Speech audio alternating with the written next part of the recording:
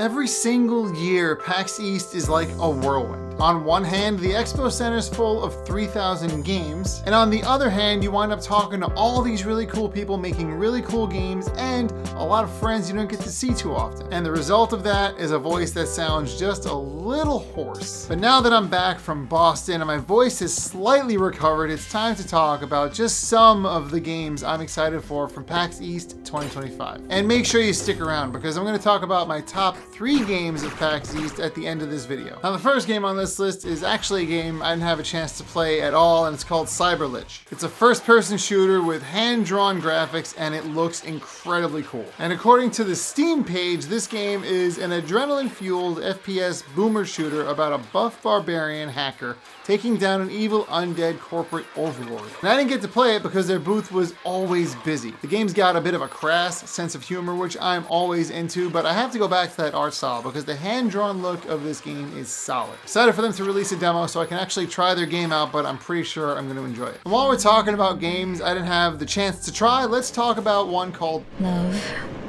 Eternal. Gameplay-wise, this is a 2D side-scrolling platformer, but its narrative surrounds a character trying to escape a castle that seems to be filled with bad memories. So while it is an unassuming platformer, it's also a psychological horror game. But if being creeped out and jumping on platforms is your kind of thing, then make sure you put Love Eternal on your wish list.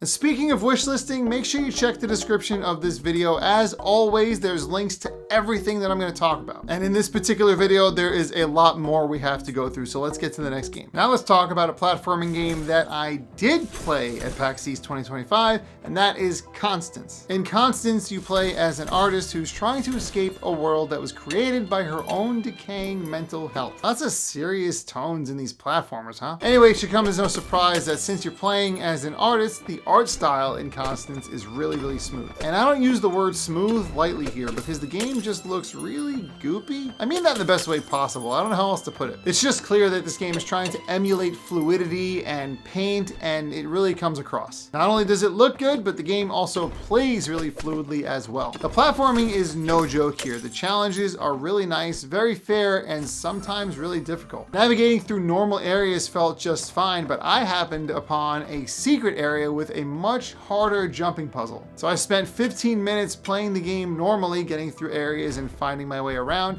and then I spent the last 15 minutes getting stuck in one section. Of course, like I said, this is an optional section. You didn't have to go there, but you know me, I had to try. And I'll be trying again on the demo, which you can download at home on Steam. Let's take a break from these platformers and talk about a turn-based RPG called Fretless, The Wrath of Riffson. And before we even dive into the gameplay, we do have to talk about the music for a minute because it's the main focus of the game's story. I mean, it's called Fretless, The Wrath of Riffson. Fret, guitar, riff, it's incredibly cool. And lots of the music in this game involves guest musicians that have come on, different bands, different solo artists that have all contributed their work to the soundtrack. All of the music that isn't guest music is done by musicians who have a love for rock music. And even though this game sounds like a shoe-in for a rhythm game, this is more of a turn-based RPG with timing elements. The pixel graphics at use are extremely gorgeous, and lots of the little details shine when you start to realize what's going on here. Almost everything in this game has a sound effect attached to it, and it's fun to just walk around and see what makes a ding or a dom. My favorite example of this were bellflowers that ring when you walk across them. And the turn-based combat is good also because you get different guitars that can do different things, and you can customize your build with different riffs. And even though it was just the demo, the game already has a really good way of teaching you these things slowly so you don't get overwhelmed too quickly. So if you like turn-based RPGs and you like timing mechanics in these games, then I think you're gonna love Fretless, The Wrath of Riffson. Also, there's a demo available, and I think the name, at the very least, makes it worth trying out. While we're sticking with games with unique art styles, let's talk about Airframe Ultra. Now, this game does have a demo available on Steam, but the demo they had at PAX East was much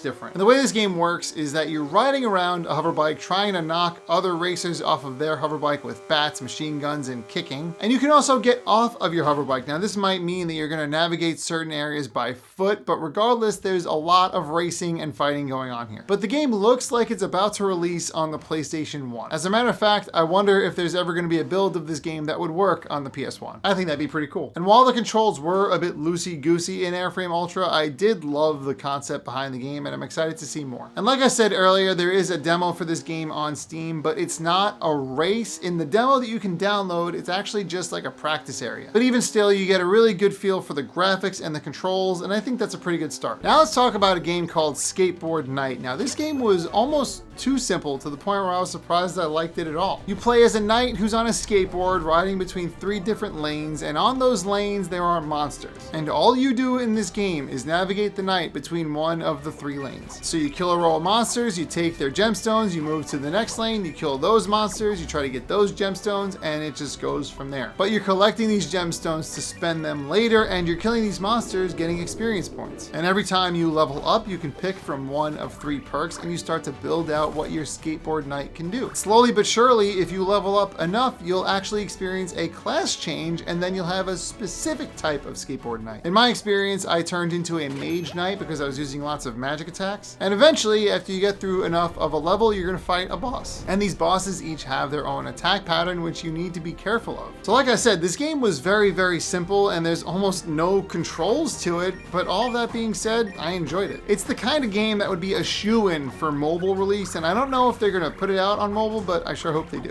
Plus, it looks adorable. You're playing as a knight on a skateboard. It's got the pixel graphics, it's cute as heck. I got to spend a lot of time playing a game called Soulmates at PAX East 2025. Now, I'm not usually one to compare games to games, but the best way to think about Soulmates is that it's overcooked on a spaceship. You and up to 3 other friends are trying to navigate a spaceship through various different hazards. You've got enemy spaceships, you've got asteroids, you've got all sorts of stuff going wrong on this ship, and you need to make sure the shields are good, you have to make sure the weapons are charged, you have to make sure that the ship isn't steering in the wrong direction. And as you move through the galaxy, you can upgrade the ship, you can change parts in and out, but the key to success is making sure that you and your team are communicating clearly. And if you're not, then you will be yelling at each other clearly, because that's just how these kind of games go. And even though I was grouped up with a pro gamer like Steph from Boss Rush, we still exploded in space. We did not make it through. So there's a solid challenge here. And if you enjoy co-op party games, then you need to get Soulmates on your radar. And before I forget, this game supports online play, local play, and mixed online and local play. What does that even mean? It means that if you're playing at home with one other person and you want to play with 2 other people who are online only, you can do that. I think that's pretty cool, and it's really nice to see that this game is going to make it easier for you to play with your friends. So if you love having party co-op games in your library, then make sure you get Soulmates on your wish list right now. Football Heroes League is a soccer game where you don't play as cars, you actually play as humanoids.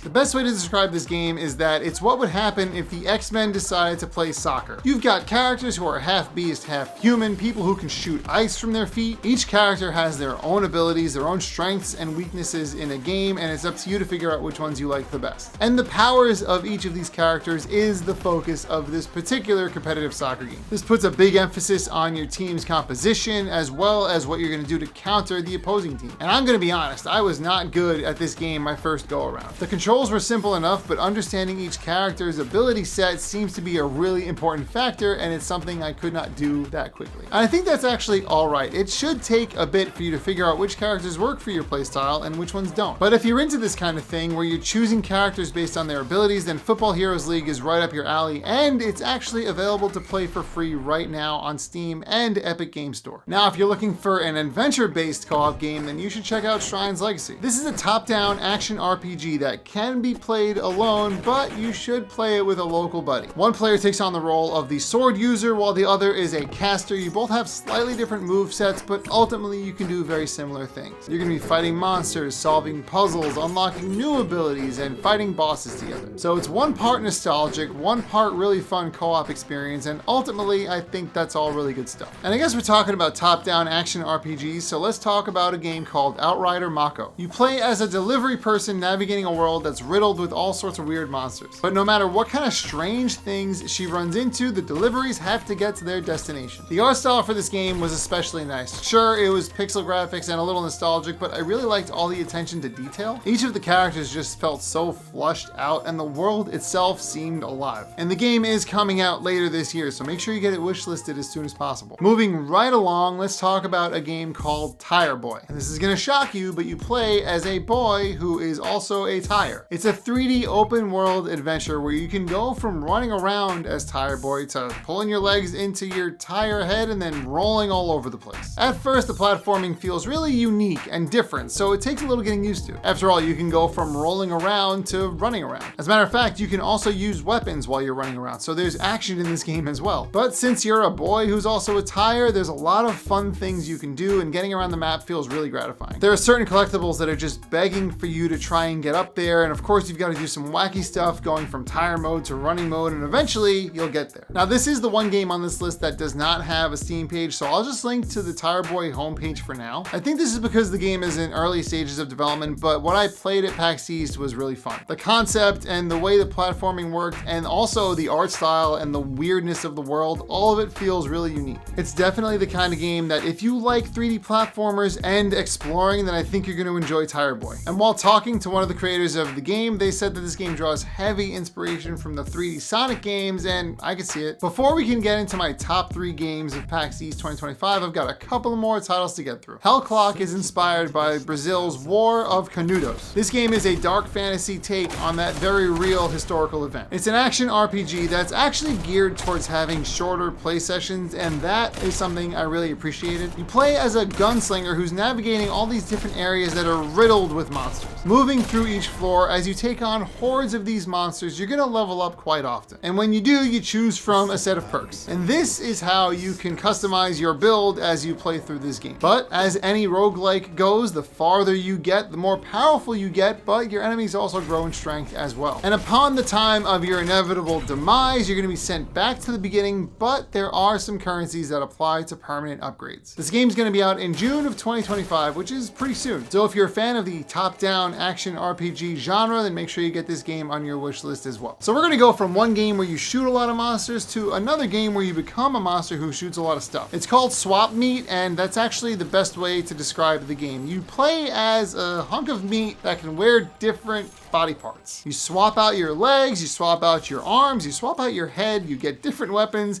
and you become a mishmash of something. But this something has different abilities based on what limbs you've picked up along the way. The goal of this game is to complete different objectives that are laid out across the map. And using all of your different abilities, you're gonna be able to either fly or jump or run really fast, depending on what kind of legs you have. And the same goes for combat based on what weapons you have and what other limbs you've got equipped. What I found really funny about this whole thing is while you're fighting monsters and things, you're losing limbs, they're taking damage, and then when you kill something, you immediately replace that limb with something else. Your hunk of meat will change very often in SWAPMEAT, and I think that's the point. So while there might be certain abilities you'll prefer over time, you're gonna have so many limbs fall off that it's not gonna matter. This game is just good, fun, gross chaos. And now we've got to talk about 3 games that I am personally very excited for after PAX East 2025. First up is a game called MotionRec, and this is one of the most unique platformers I've played in recent history. You play as a little recording device that can actually record the way that they've moved up to a certain point. So if you hold the record button and then run in a straight line, you've now got that straight line of movement saved. And you can take that straight line of movement and bring it to a gap that would otherwise be not clearable by a jump. So to get across that gap, you just hit play, and then that string of movement that you recorded previously will kick in. So what was you walking in a straight line across a platform now becomes you clearing an entire chasm. And this goes wild even just in the demo that I played. There were so many instances that I just did not know what to do until I eventually figured out the right recording pattern that I had to employ. And to add a little bit of challenge to my experience, the demo was timed, which I actually thought was a lot of fun because it gave me a reason to learn this game very quickly. And this gameplay mechanic was one of the most clever things I've seen in a 2D platformer in a long time. And not to mention that I loved the game's graphics and art style. I know I'm a sucker for pixel art, but black and white pixel art, ooh, so nice. So if you're a fan of 2D puzzle platformers, then make sure this game is on your radar. Next, we have to talk about a game called Tanuki Pond's Summer. You play as a Tanuki who is a delivery person. And your job as this delivery Tanuki is, you guessed it, to deliver your packages. There's this cute little mini game where you have to fit your packages into your backpack and then away you go on your mission. And while it would be simple enough for this Tanuki to just ride their bike through town and deliver these packages happily,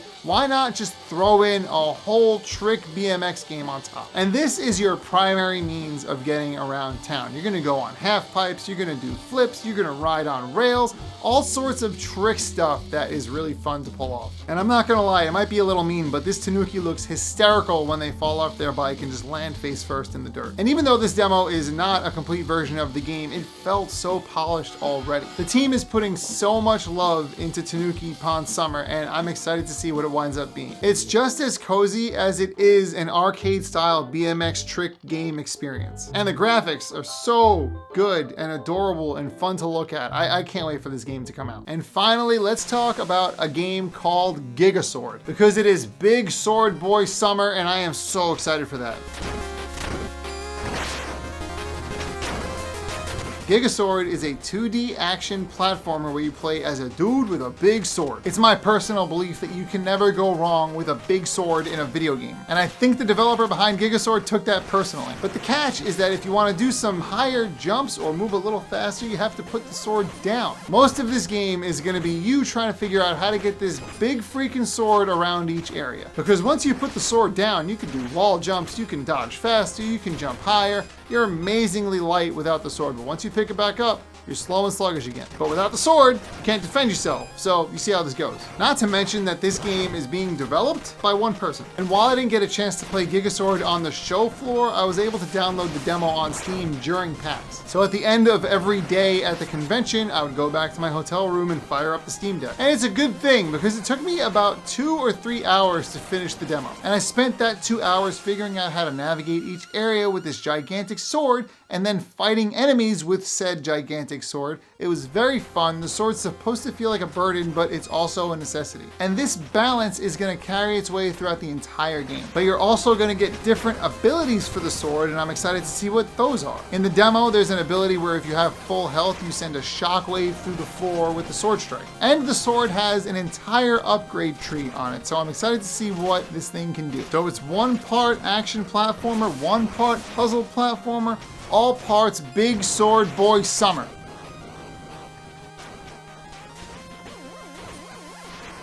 Overall, the sum of all of this game's demos parts spoke to me on a molecular level, and I can't wait for the full version. And while that might sound like a lot of games that I just talked about, I think I played probably at least double that amount. It was really hard to try to whittle this list down to what I did, so you have to imagine that there were just so many good games at this PAX East. And since I didn't get a chance to talk about all the games at PAX East 2025, I'm gonna link below the Steam page which shows you most of the games that were on display. As a matter of fact, when you do that, let me know which games you liked that were at PAX East but were not in this video in the comments. I always say it, some of the best recommendations I get are from you in the comment section. We haven't even talked about the Elden Ring Night Rain bubble, and you know what? We're not gonna, because there was a line out the door every single time I tried to get in there anyway. But I'm really glad that I went to this PAX East. Just something about it felt really nice. It was really cool to just be hanging out with everybody after the convention and talking about not video games and also video games. I was out like every single night during the convention, and that's not something I usually do, and I think I remember why, but I had a blast and I'm totally gonna do it again next year. But being in that atmosphere and energy where video games are just making the air buzz around you, that's why if you ever thought about going to a convention like PAX East, you should. Because the developers are excited to talk to you, you're excited to talk to the developers, you're excited to try their games, everybody's having a good time at a PAX. And I'm considering going to PAX West. The only reason I might not do it is, well, hotels are expensive, and also I really don't like flying. But it would be a cool experience. It would be my first time at a West Coast-ish convention. That could be fun, but we'll see what happens. If you like the video and any of the games on this video, then make sure you like the video. And if you really like this video and you want to see more of this, then make sure you subscribe to my channel. And thank you for letting me talk your ear off about PAX East 2025, and I will see you in the next video.